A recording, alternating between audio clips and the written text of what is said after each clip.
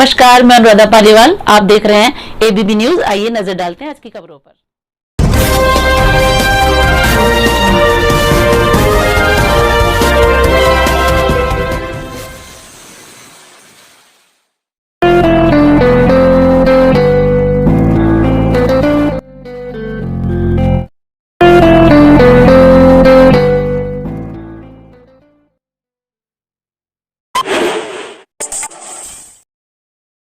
आपको समाज सेवी बताते हैं और दूसरे समाज सेवी जो बीके अग्रवाल जी हैं उन पर आरोप लगा रहे हैं कि उन्होंने ग्रीन बेल्ट कब्जा ली और जबकि वो 14 सालों से वहाँ कार्य कर रहे हैं खाना खिलाने का। तो इस बारे में क्या कहना चाहते हैं आप? बीके अग्रवाल जी ने कोई ग्रीन बेल्ट नहीं कब्जाई, बाकायदा अलॉटेड हुई है। और सुभाष गुप्ता जी ऐसे व्यक्ति हैं जो अपने आप को, अपने नाम को हाईलाइट करने के लिए तरह तरह के प्रोपेगेंडे करते हैं। पहले भी उन्होंने अखबारों के माध्यम से कई बड़े समाज सेवी जो वैश्य समाज के समाज सेवी थे उनके खिलाफ जो उन्होंने स्टेटमेंट दी हैं।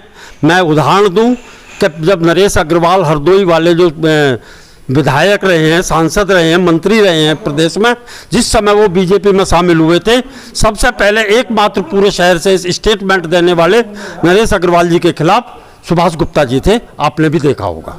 और दूसरी चीज़ एक और है, अगर सुभाष गुप्ता जी इतने बड़े समाज सेवी हैं और अगर ज़मीन कब्जे की बातों को वो हाईलाइट करना चाहते तो सबसे पहले वो नंदग्राम में पिछले 35-40 सालों से रहते और उनकी नाक के नीचे और आसपास के क्षेत्र में सैकड़ों बीघे ज़मीन एलएमसी की भूमाफियाओं ने कब्जा करके और लोगों को बेच दी।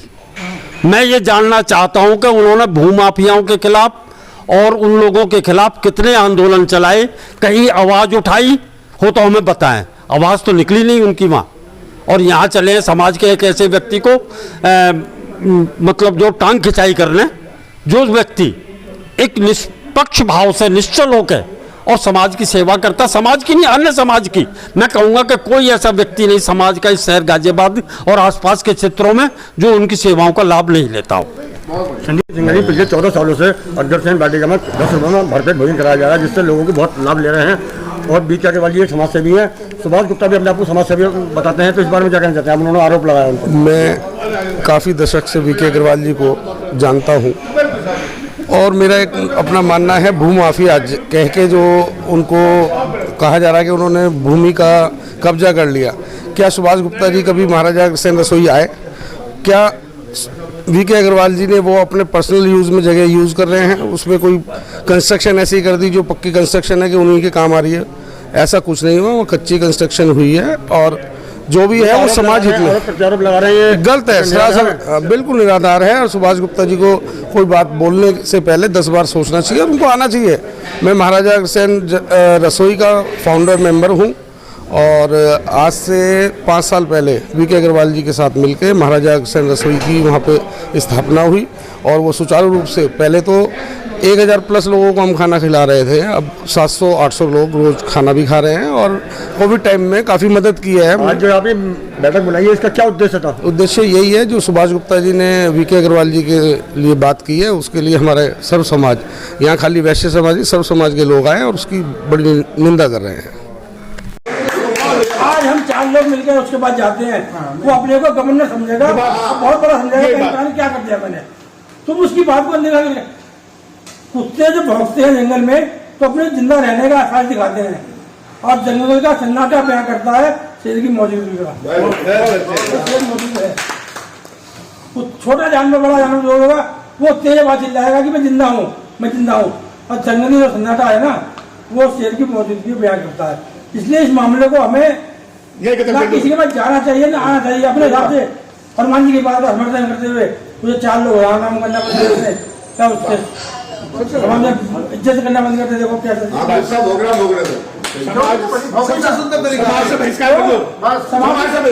से बहिष्कार जो है बीके अग्रवाल पर लांछन लगाया जा रहा तो कर को मेरे पर लगा सकते हैं, किसी में लगा सकते हैं बस। लेकिन लांछन लगाने के पीछे अच्छी फायदा ये है कि वो तो हमारा नाम पैदा कर रहा है, तनख्वाह कुछ ले दीजिए, बिना तनख्वाह के हमारा मजदूर होना हुआ है, वो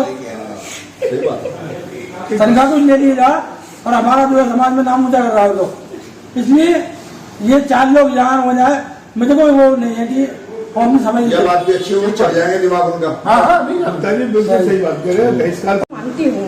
अभी महिला दिवस पे सुभाष गुप्ता जी ने मेरा सम्मान किया था नारायणी अवार्ड के रूप में, वो सारा श्रेय अग्रवाल जी का ही है। मैं अपने जीवन से बहुत हताश थी, मुझे जीने का मार्ग अग्रवाल सर ने दिखाया था, वो मेरे गुरु हैं।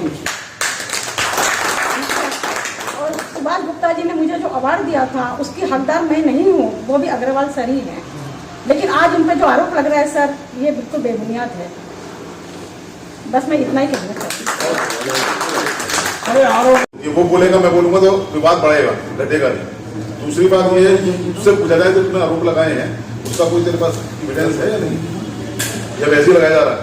अगर एविडेंस नहीं है तो हम लोग जाके उसे 4 जगह लिखेंगे भी इसके पास कोई, जब हम गए मिलने, इसने हमें मिलने से इनकार करा या इसने हम बताने से इनकार करा, इसके पास कोई एविडेंस नहीं था, ये आदमी गलत।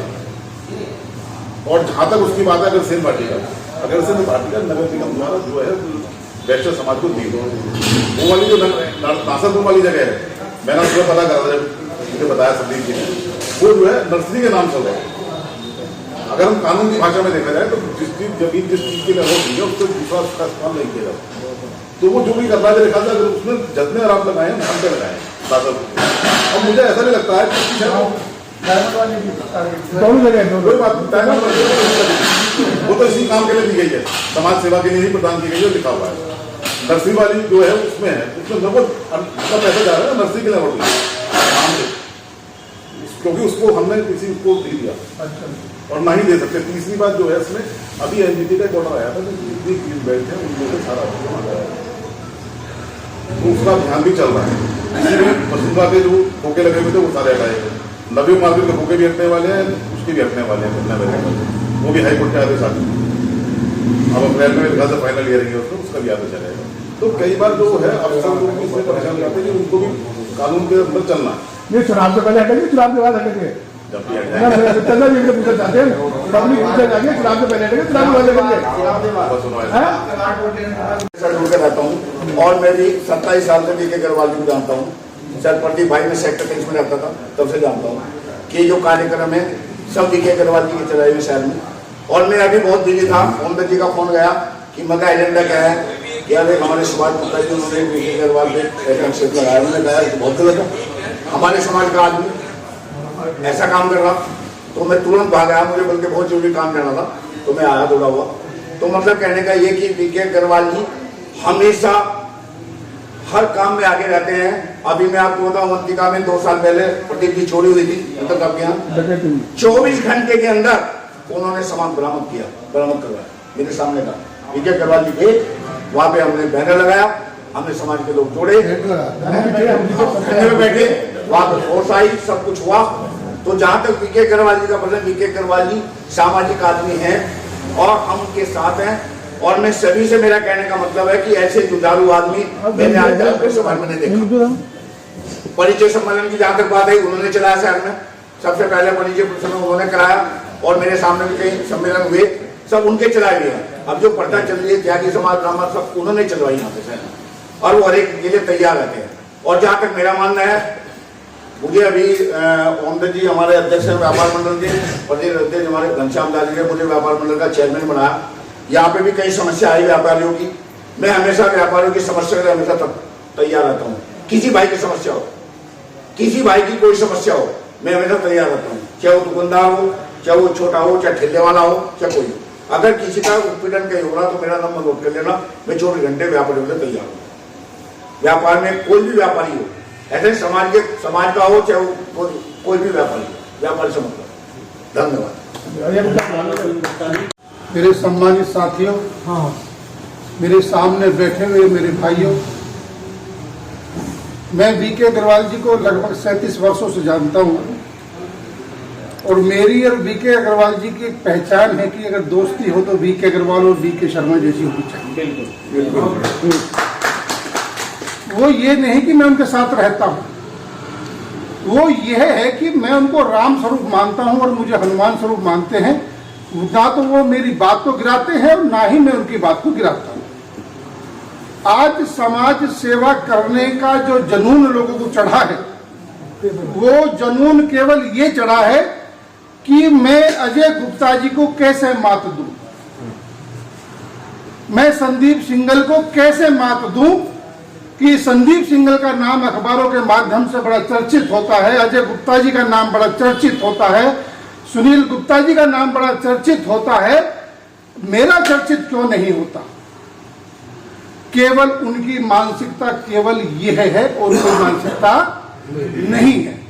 उनकी पीड़ा केवल यह है कि वीके अग्रवाल हर कार्यक्रमों में अपनी पहचान बनाए हुए है, चाहे वो वैश्य समाज हो, चाहे वो ब्राह्मण समाज हो, चाहे अन्य जातियों के भी कार्यक्रम हो, उसमें वीके अग्रवाल बढ़ चढ़कर हिस्सा लेते हैं।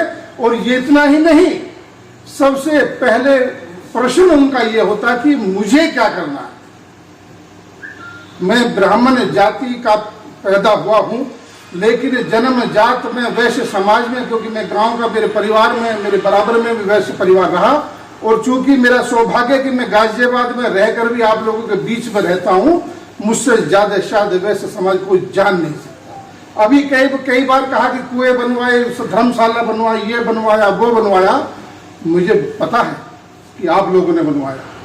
मैं कहता हूं कि अगर करण की औलाद कोई बच्ची होगी तो केवल वैश्य समाज बच्ची होगी, जिस करण ने अपनी दान शरीर को दान देते हुए संतोष नहीं किया। ऐसे ही वैश्य समाज का मैंने ऐसे समाजों को देखा है कि शायद उनकी धोती एक हफ्ते से धुली हो ना धुली हो, लेकिन जब कोई दान मांगने गया होगा तो उसने अपने गले से निकाल के क्षमता अनुसार उसको दान दिया है। जहां तक इसकी बात आई थी, नासरुल फाटक वाली की बात, 48,000 रुपए साल का लीज पर लेकर के यह इन्होंने संस्था चालू की, उसका भी मैं मीडिया पर भारी हूं उनकी संस्था का। कैसे कैसे एक समाज सेवी सुबह से शाम तक सोचने को मजबूर होता है कि मैं कल को कोई ऐसा काम करूं जिससे मेरे काम करने से समाज में प्रेरणा जाए, समाज में सुधार हो, कोई ऐसी गतिविधियां मैं करूं जिससे मैं उस समाज का प्रेरक बनूं। आज हमारी उस प्रेरक के रूप में वीके अग्रवाल काम कर रहे हैं। अरे मैं सुभाष गुप्ता जी, मैं आपकी आलोचना नहीं कर, बातों पर चर्चा अभी किसी ने आपने भी किया देखी, और माननीय पार्षद जी हमारे पीछे बैठे हैं। जो डायमंड पे पार्टी का है वो सदन में प्रस्ताव पास होकर मिली है, तो उस पर कब्जे वाला कोई विषय नहीं है। और जो नासरपुर पे पार्टी का है उसका बाकायदा से पैसा जमा करके, और वो जब प्राप्त की गई है उसमें भी कोई एंक्रोचमेंट वाली बात नहीं है। एंक्रोचमेंट वो होता है जो अभी ओमदत्त जी ने बताया कि अननेसेसरी कब्जा करा और प्लॉट काट दिया। और वीके अग्रवाल जी इस बात में बेहद ध्यान रखते हैं कि कोई भी काम ऐसा ना हो कि दूसरा व्यक्ति, किसी भी समाज का व्यक्ति उनकी तरफ उंगली उठाए। तो सुभाष जी ने जो ये घृणित कार्य किया है, मैं इसकी घोर भर्त्सना करता हूं, और उन्हें भविष्य में समझाया जाए समाज के लोगों द्वारा ऐसी गलती ना करें। आदरणीय मेरे बुजुर्ग, आदरणीय अभिभावक स्वरूप, कंधे से कंधा मिलाकर चलने वाले युवा साथी, आप सभी को मेरी तरफ से प्यार भरा नमस्कार। साथियों, वीके अग्रवाल जी हमारे घर के बिल्कुल बैक साइड में रहते हैं, घर के पीछे रहते हैं, और उनके सामने हम बड़े हुए हैं। तो हमने, हमारे जो पेरेंट्स थे, हमारे जो पिताजी थे, वो आज इस दुनिया में नहीं है। तब से और आज तक हमने देखा कि वो एक ऐसा घर है, ऐसा परिवार है कि वहां से अगर कोई भी सवाली गया तो खाली हाथ नहीं आया है। हर जरूरतमंद की मदद उस व्यक्ति के द्वारा वहां पर की जाती है। और सच में बाकी छोटा काम नहीं है कि 600-700-800 लोगों को पर डे खाना खिलाना, गरीब कन्याओं का विवाह कराना, यहाँ तक के बेजुबान जानवरों को भी सर्दियों में। गाजियाबाद में एंट्री करी है, मेरे साथ रहे हैं सन 78, 2023 चल रहा है। मेरा सहयोगी, मेरा मित्र, मेरा सब कुछ वीके अग्रवाल रहा है। चाहे उन्होंने मेरा कुछ भी करा हो या मैंने उनको कुछ भी करा हो, आज तक ना उनके साथ कोई दिक्कत, ना कोई परेशानी। एक बात समाज के लिए जरूर कहना चाहूंगा, जो हम लोगों के ऊपर एक आक्षण लगा हुआ है कि बनिया बनिया की टांग खींचता है, ये वो एक्शन है जो सुभाष गुप्ता जी ने हमारे परिवार के किसी सदस्य के लिए करा है, वो गलत है और उसके लिए उनकी भर्त्सना की जानी चाहिए। बस एक बात तो ये है। दूसरी बात एक बहुत अच्छी कहना चाहता हूँ कि उन्होंने रोटी खिलवा रहे हैं, उनकी कमेटी रोटी खा रही है, वो चंदा लेके आ रहे हैं, कमेटी लेकर चंदा लेके आते हैं और क्या कर रहे हैं, वो चंदा लेके आ रहे हैं। जो हम बेवकूफ तो है नहीं जो चंदा दे रहे हैं उन्हें, वो सही काम कर रहे हैं, चंदा दे रहे हैं।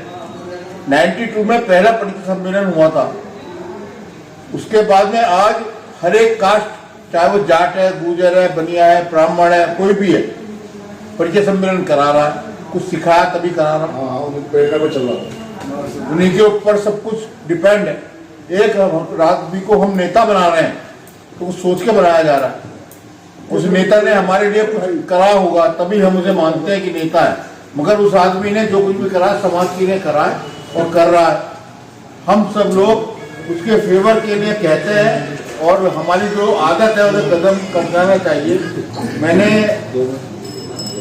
सुभाष गुप्ता जी को एक लेटर भी लिखा है, उसमें सीधी सी बात कही है कि अगर तुम कुछ नहीं कर सकते तो दूसरे की टांग मत खींचो।